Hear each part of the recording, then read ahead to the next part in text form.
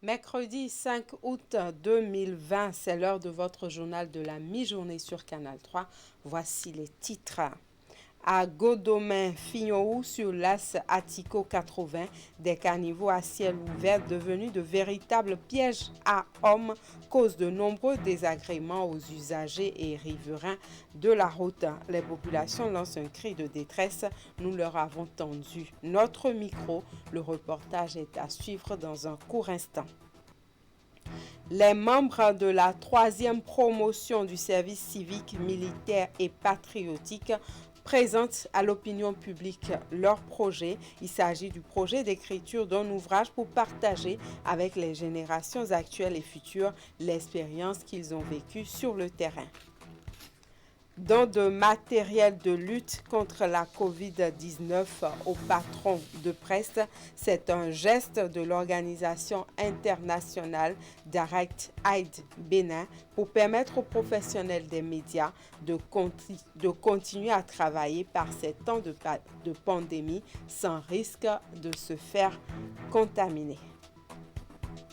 Voilà pour le sommaire, bienvenue et merci de nous suivre. Direction Godomain, Fignonou sur l'As Attico 80 pour commencer.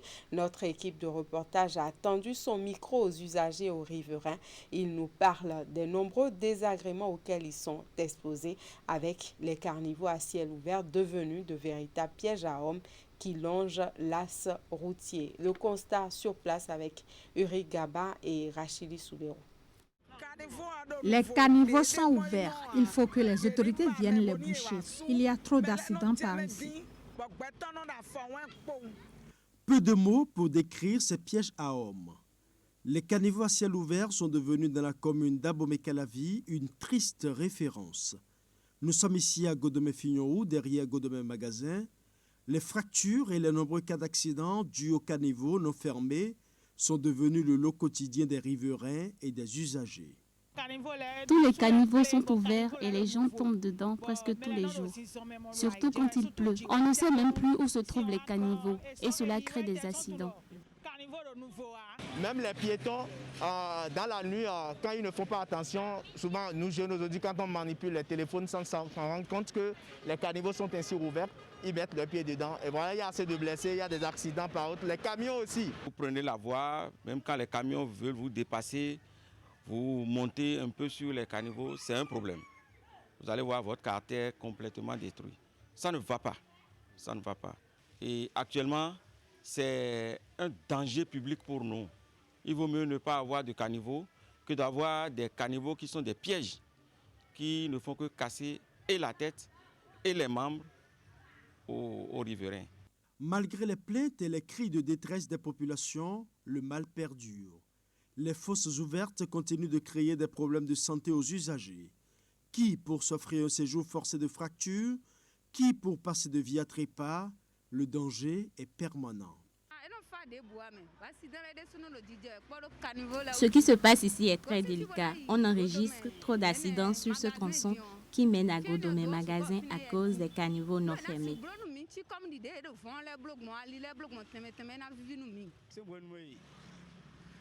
Depuis l'avènement de la rupture, nous avons effectivement senti un changement qualitatif. Mais ici à Godomain, les choses traînent encore un peu. Que les autorités viennent voir comment nous souffrons ici. Le projet Alphatage est en train de faire du bien. Si ça peut encore percer et réaménager encore cette voie, ça fera encore plus du bien pour le gouvernement et pour, je crois bien, les projets de société du gouvernement. Le projet Asphaltage a pensé beaucoup à Godomain. Nous avons vu des voies bitumées dans Godomain. Ça, il faut tirer un coup de chapeau au président Talon. Il fait ce qu'il peut. Mais s'il pouvait faire un peu plus d'efforts par rapport à nous qui sommes à côté du terre-plein, là où les camions viennent stationner, ce serait très bien. Parce que nous, tous les jours que Dieu fait, nous n'enregistrons que des casses. Nous n'enregistrons que des casses. Ou c'est quelqu'un qui tombe dans le caniveau, ou c'est sur le pavé qu'il y a de l'eau et on ne sait plus où est le caniveau, où est la voie. Et à la moindre incartade, vous tombez dans le trou et puis vous ramassez les pots cassés. Il faudrait qu'eux-mêmes ils constatent ce que nous vivons dans Fignonou, ce que nous vivons aux entourages du terre-plein et qu'ils prennent conscience de ce que les citoyens ont le droit de vivre en paix, de circuler en paix et de ne pas amener le peu qu'ils ont là à l'hôpital. Des informations recueillies sur place, il ressort que des causes sont multiples et diverses. La responsabilité est partagée, mais les populations ont soif d'un environnement sécurisé pour circuler sans crainte de finir les courses habituelles à l'hôpital.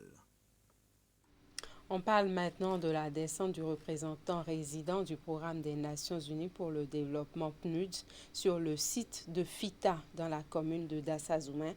Objectif, apprécier les actions de mise en œuvre du projet Pana Énergie dans la commune. Compte rendu.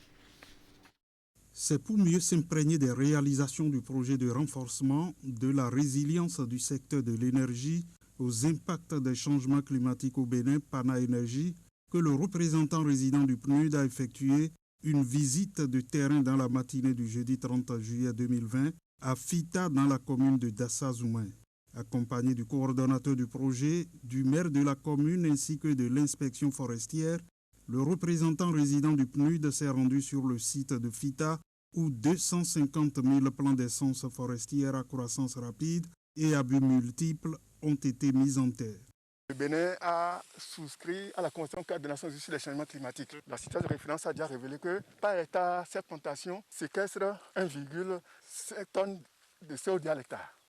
La mairie de Dassazoumé a beaucoup œuvré pour la mise à disposition des terres ayant servi au reboisement du site. C'est un site de 400 hectares, il n'y a que 100 hectares qui ont été aménagés. Il va falloir que nous ne puissions pas nous arrêter de si bon chemin. Après cette visite au niveau de la forêt de Fita, le représentant résident du PNUD s'est également rendu sur le site abritant la mini-centrale photovoltaïque qui offre des services énergétiques aux populations, notamment la recharge à base d'énergie solaire des téléphones portables et aux appareils électroménagers.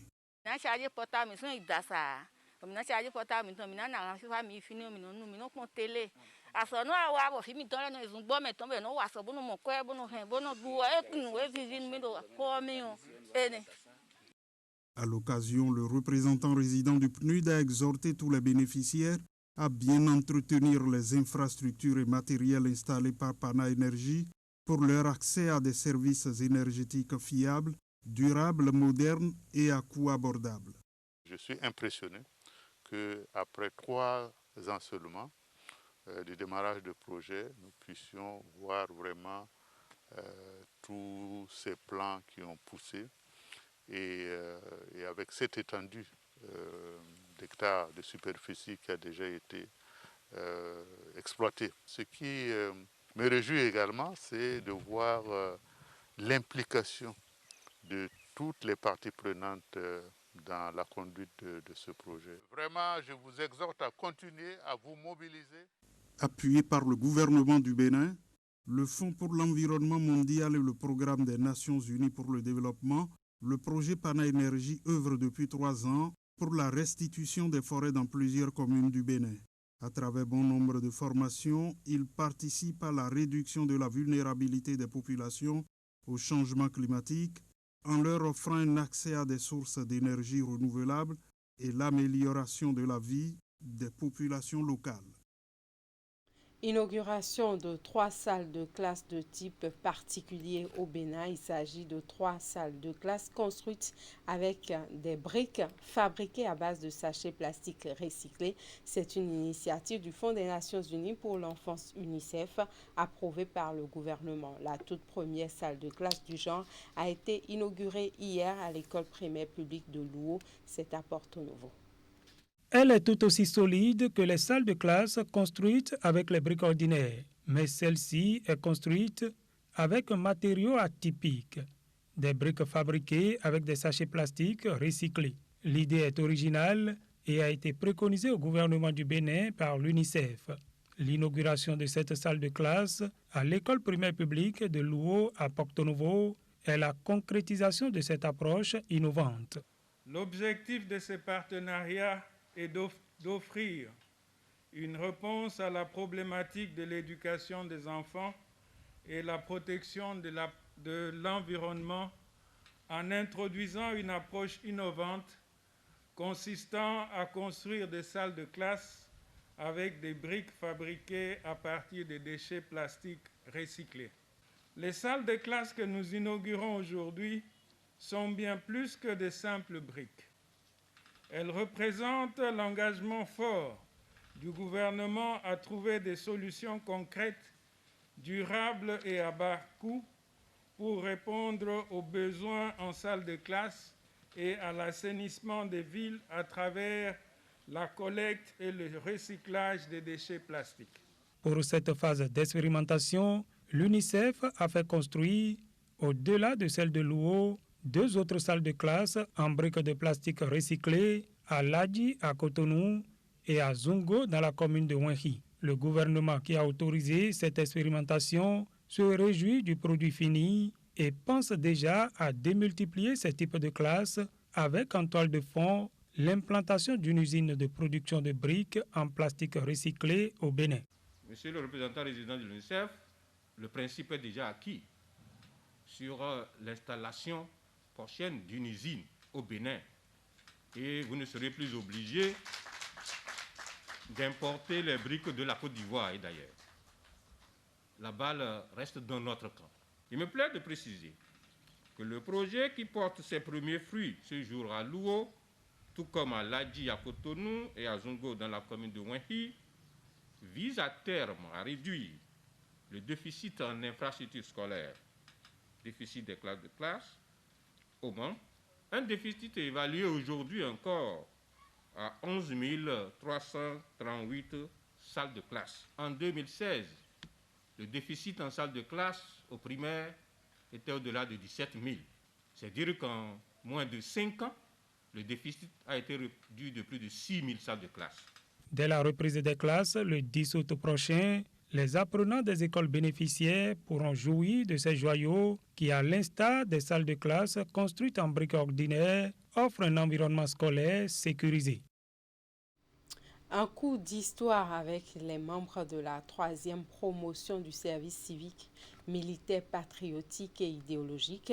Ils ont décidé de partager avec les générations actuelles et futures l'expérience vécue sur le terrain et le format du partage. C'est un ouvrage dont le projet d'élaboration vient d'être exposé à l'opinion publique. C'était à travers une conférence de presse animée dans l'après-midi d'hier. Le compte rendu est signé Narcisse Alossé et Rachidi Soubérou.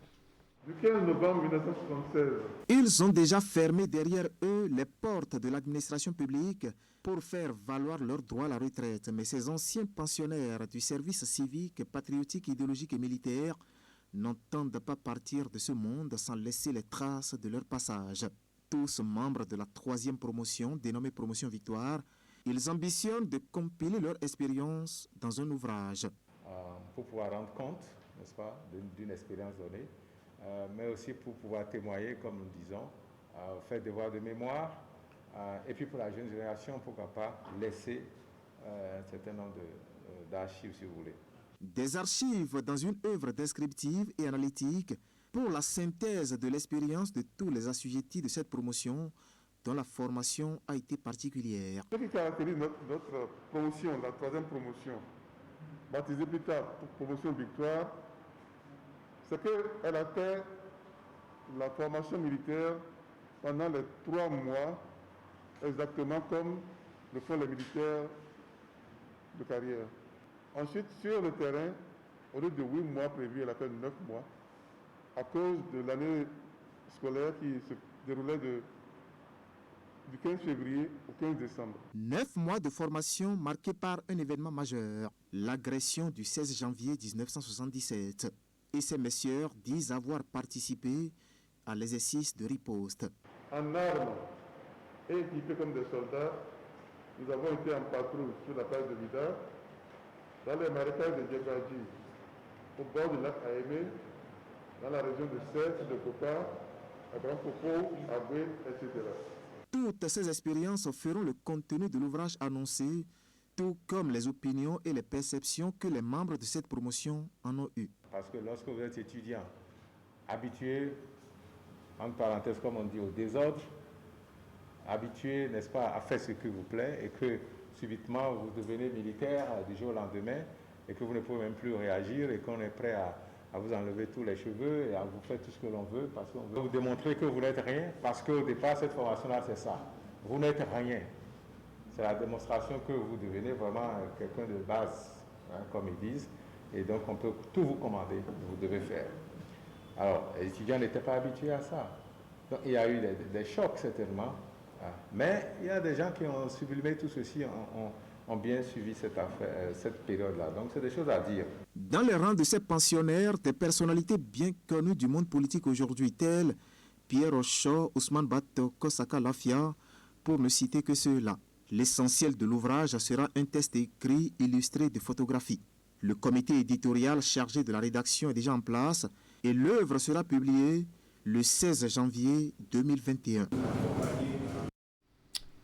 On parle maintenant de la lutte contre le coronavirus. Dans l'exercice de leur profession, les journalistes sont régulièrement sur le terrain et font des fois des visites de sites de dépistage du virus.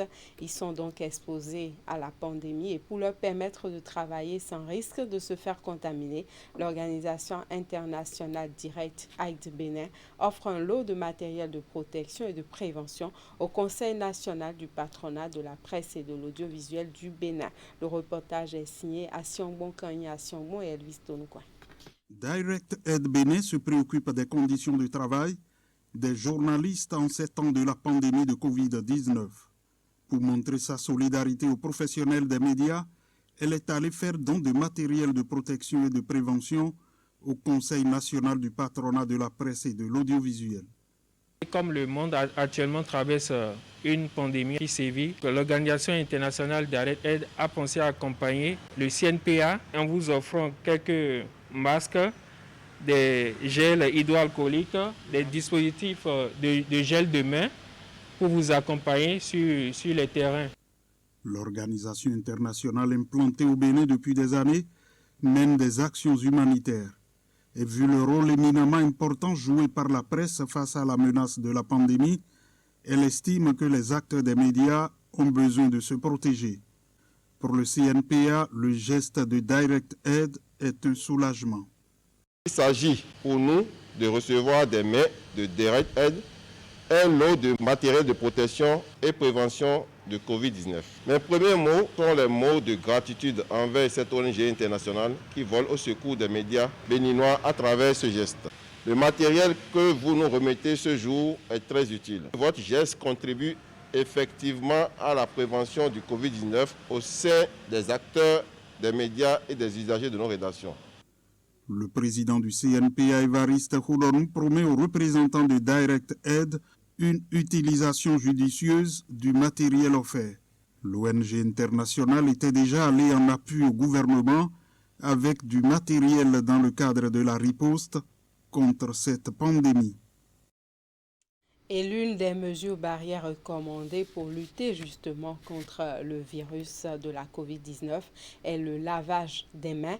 Aujourd'hui, on voit un peu partout différents modèles de dispositifs. Une de nos équipes de reportage vous invite à découvrir un modèle de dispositif de lavage de mains bien particulier. Suivez plutôt, c'est un reportage de Régis Hippolyte Agossou. Nous sommes ici au quartier Urbouga, dans le 3e arrondissement de Natitengou. Alors que ces jeunes prenaient du plaisir à faire du sport matinal, en cette période de vacances, Jonas et Urbain, eux, ont une mission. Remplir ces 4 tonneaux de 250 litres chacun, disposés de 2 dans ces tricycles.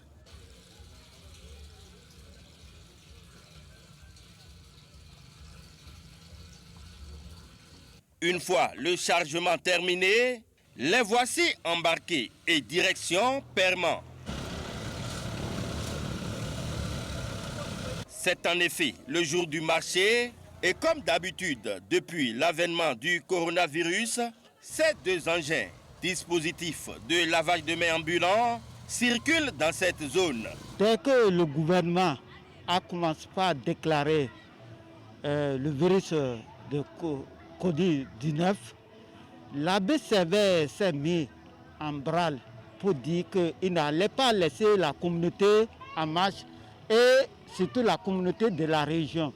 Et c'est comme ça qu'il a initié ces tricycles ambulants qui sont venus non seulement pour la région de Perma, Tchoumi, Chavikouma. Nous faisons que la tournée. Munis de petits tuyaux raccordés au torneau qui permettent de recueillir de l'eau à l'aide de ce mécanisme auquel est accroché du savon liquide, ces dispositifs de lavage de mains ambulants déjà installés sont mis à la disposition des populations afin de les aider dans la lutte contre cette pandémie. Dès que le tricycle vient, on fait une sensibilisation. Les enfants, les parents, tout le monde s'approche et nous leur montrons comment il faut laver les mains. Et la population a apprécié et ils ont demandé ça. Là, nous avons compris que la population s'est mêlée pour que nous puissions essayer de rayer un peu cette maladie. Hommes et femmes, petits et grands, tous accourent pour profiter de cette opportunité avant et après leurs différents tours dans le marché. Une initiative appréciée et saluée par les populations. Je suis très contente de voir cette tricycle-là dans Perma parce que ça lutte contre le coronavirus. Ceux qui ont porté ce dispositif, je tiens à les remercier beaucoup parce que c'est une bonne chose qui va nous aider à éviter cette maladie et nous ne serons pas touchés et là, la population va grandir. Ces tricycles ambulants parcourent également les lieux de culte et de manifestation. Pour le père Serveille Nyantoukwa, prêtre du diocèse de Nati Tengou, initiateur de ce projet, les populations rurales doivent être assistées dans la gestion de cette crise sanitaire, vu qu'il n'est pas facile d'avoir de l'eau partout et à tout moment. Il fallait venir au-devant de nos populations, surtout rurales, premièrement pour leur apporter de l'eau. Vous savez que ce n'est pas simple. On dit que le lavage des mains est une mesure d'hygiène antipandémique. Mais bon, les gens savent qu'il faut se laver les mains, mais ils n'ont pas l'eau. Et même les dons qu'on leur fait des dispositifs dans les divers endroits, bon, c'est souvent là et c'est souvent vide, il n'y a pas de l'eau dedans.